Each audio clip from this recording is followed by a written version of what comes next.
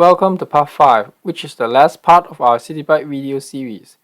In this video, I'll share all the tips, tricks, and warnings about CitiBike based on my extensive personal experience. Having written CitiBike nearly every day since 2022, there are insights I wish I had known before joining, and I'm here to pass them on to you. Pay particular attention to the final tips, as it could spare you over $1,000 in fines.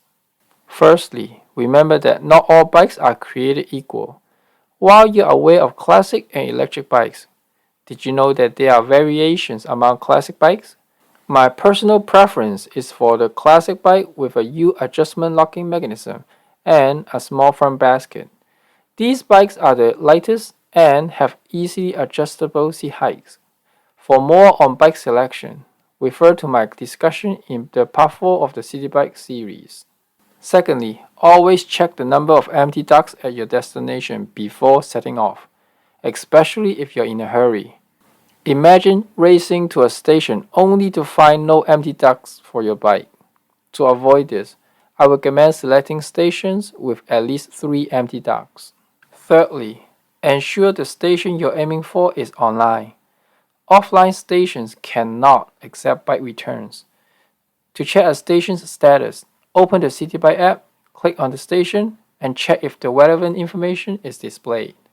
Fourthly, don't panic if the docking station is higher than the bike and the connection point doesn't align. Simply adjust the triangular part on your bike to match the station's height.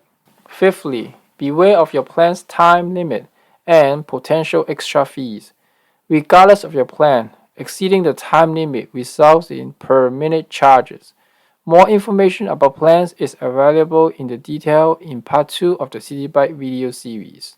Sixth, inspect your bike's condition and make necessary seat adjustment before unlocking it.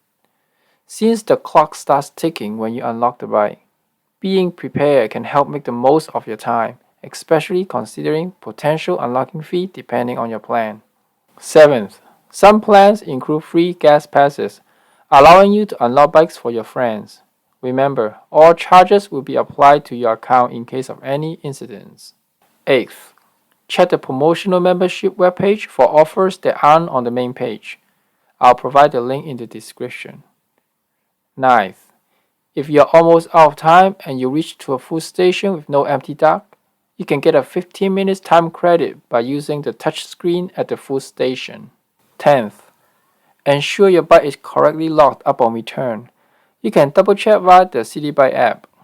Correctly locked bike prompt the Share Your Experience screen, while incorrect returns or bikes taken by others under your account will lead to additional charges or fines.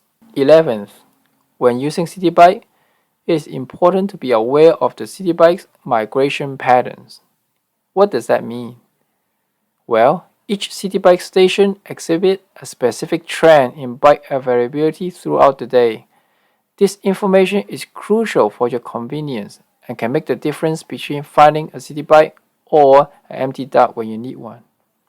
For instance, the station near your home might have limited bikes available from 7 a.m. to 8 a.m., while another station could be almost full around 9 a.m. These CitiBike migration patterns play a significant role in your biking experience, as they determine whether you'll find a CitiBike ready to go or an available duct when you reach to your destination.